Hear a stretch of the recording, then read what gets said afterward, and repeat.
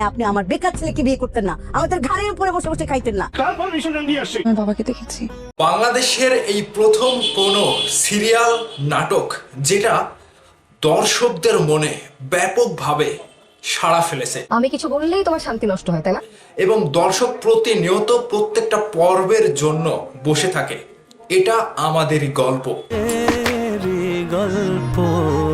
এটা কি শুধু নাটকের গল্প, নাকি এটা আমাদের প্রত্যেকটা মানুষের জীবনের বাস্তবধর্মী গল্প এই নাটকের মধ্যে তুলে ধরেছে পরিচালক মোহাম্মদ মোস্তফা কামাল রাজ, যেখানকার প্রত্যেকটা চরিত্র আমাদের কোনো না কোনো মানুষের সাথে একাধারে মিলে যাচ্ছে। কিছু আবেগ, কিছু ইমোশন, কিছু কষ্ট, কিছু নীরবতা, এই সব কিছু মিলিয়ে যেন আমাদের বাস্তবের প্রতিচ্ছবি, জীবনের গল্পটা, এটা আমাদেরই গল্প এই নাটকের মধ্যে তুলে ধরা হয়েছে। দর্শক মহলে ব্যাপক সাড়া ফেলে এই নাটকটা এখন পর্যন্ত ইউটিউবে মাত্র 1 ঘন্টাতে 18 পর্ব যখন রিলিজ হয়, মাত্র 1 ঘন্টাতে 1 মিলিয়ন ক্রস করে ফেলে। এই নাটকটা বিশেষভাবে জনপ্রিয়তা অর্জন করেছে ফ্যামিলি ড্রামা গল্প হিসেবে। এই নাটকটি নিয়ে কথা না বললেই নয়, আমি প্রত্যেকটা পর্ব মিস করি।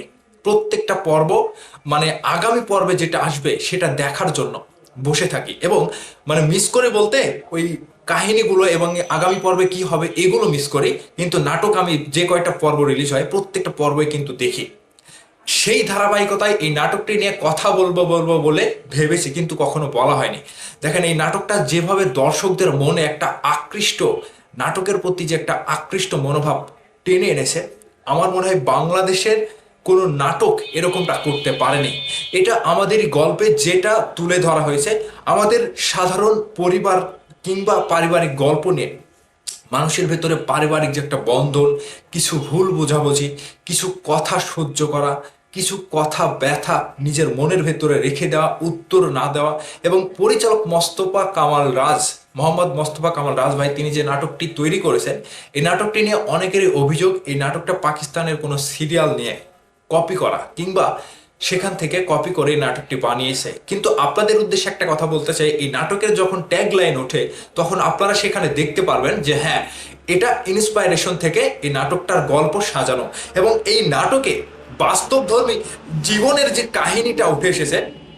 আমি দর্শকের কথা না বললে পারছি না যে দর্শক এত পরিমাণে চাহনি দিয়ে অপেক্ষায় বসে থাকে প্রত্যেকটা পর্বের জন্য যে আগামীতে কি হচ্ছে। আমি এখানে আজকের ভিডিওতে শুধু নাটক সম্পর্কে এতটুকুই বলতে চাই, এবং নাটকের রিভিউ দিয়ে এতটুকুই বলতে চাই যে একটা সুন্দর বাস্তবধর্মী মানুষের জীবন কাহিনী নিয়ে যেভাবে নাটকটা সাজানো হয়েছে, বিশেষ করে চরিত্র হিসেবে কিয়া পায়েল, খায়রুল বাশার, ইরফান সাজ্জাদ, সুনেরা বিনতে কামাল আর মনিরা মিঠু।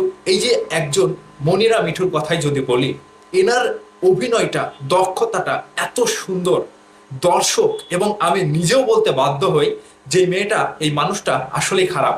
যখন আপনার অভিনয় বাস্তবতাকে স্পর্শ করবে তখনই কিন্তু আপনার মুখ দিয়ে, আপনার গলা দিয়ে এরকমটা স্বর বের হবে যে এই মানুষটা ভালো না। তো মানে তার অভিনয়টা এত সুন্দরভাবে ফুটিয়ে তুলেছে। পাশাপাশি যে কয়টা চরিত্র রয়েছে প্রত্যেকটা চরিত্র ইমোশনাল, এবং প্রত্যেকটা চরিত্রের আমাদের বাস্তব জীবনের গল্প বলে, যেখানে দর্শক হুমড়ি খেয়ে পড়েছে। এই সিরিজটা জনপ্রিয় ইউটিউবের নাটকের যতগুলো তালিকা রয়েছে প্রত্যেকটা নাটকের চাইতে বর্তমানে সেরা এবং সেরা অবস্থানে রয়েছে।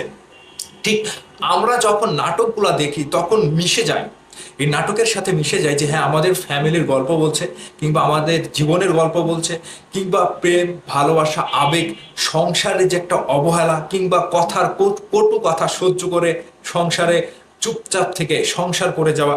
এখান থেকে আমাদের শিক্ষণীয় বিষয়গুলো কিন্তু আছে, যেখানে আত্মার সম্পর্ক কিংবা আত্মিক একটা ভাব প্রকাশ করার এই নাটকের ভেতরে যেভাবে তারা ফুটিয়ে তুলছে গল্পে, সেটা কিন্তু বাস্তবতা তুলে ধরে। ঠিক এই নাটকটা দেখলে এমনই নিজেকে খুঁজে পাই, যেভাবে পরিচালক মোস্তফা কামাল রাজ প্রত্যেকটা আর্টিস্টকে দিয়ে সুন্দরভাবে গল্পটা সাজিয়েছে। নাটকটা আরো অনেক দূর এগিয়ে যাবে। এখন পর্যন্ত এপিসোড 18 পর্যন্ত রিলিজ করা হয়েছে। তবে আমি এই নাটক সংশ্লিষ্ট সকলের কাছে বলতে চাই যে আপনারা যদি পারেন এই নাটকটা আরো সপ্তাহে আরো 2-1 পর্ব করে বাড়িয়ে দেন, যেটা দর্শকদের কাছে আরো প্রত্যাশা থাকবে, কিংবা দর্শকের প্রত্যাশা আপনাদের কাছেও আছে যে নাটকটি দেখার জন্য দর্শক মুখিয়ে থাকে। এবং আগামীতে কি হবে, বিশেষ করে প্রত্যেকটা চরিত্রের এতভাবে মিল করা হয়েছে, বাস্তব ধর্মী জীবনটা নাটকের মধ্যে ফুটে উঠেছে। দর্শক, আপনারা কে কে এই নাটকটা দেখেছেন, এবং আমি যে নাটকটা নিয়ে রিভিউ করলাম কিংবা নাটকের কিছু তুলে ধরলাম, আমি আগামীতে রেগুলারিটি মেনটেন করে এই নাটকটি নিয়ে আরো রিভিউ দিতে চাই। আপনারা যদি চান আমি আরো রিভিউ দিতে চাই।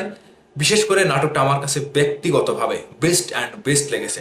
যে কোনো কলকাতা সিরিয়ালকে হারিয়ে দিতে এই নাটকটা সবসময় দর্শকের কাছে আরো তুমুল আকারে জনপ্রিয়তা পাবে এবং দর্শকের কাছে আরো নতুনত্ব কিছু তুলে ধরবে, যেখান থেকে দর্শক বলবে যে হ্যাঁ, এটা আমার জীবনের সাথে মিলে গিয়েছে। আজকে এতটুকুই।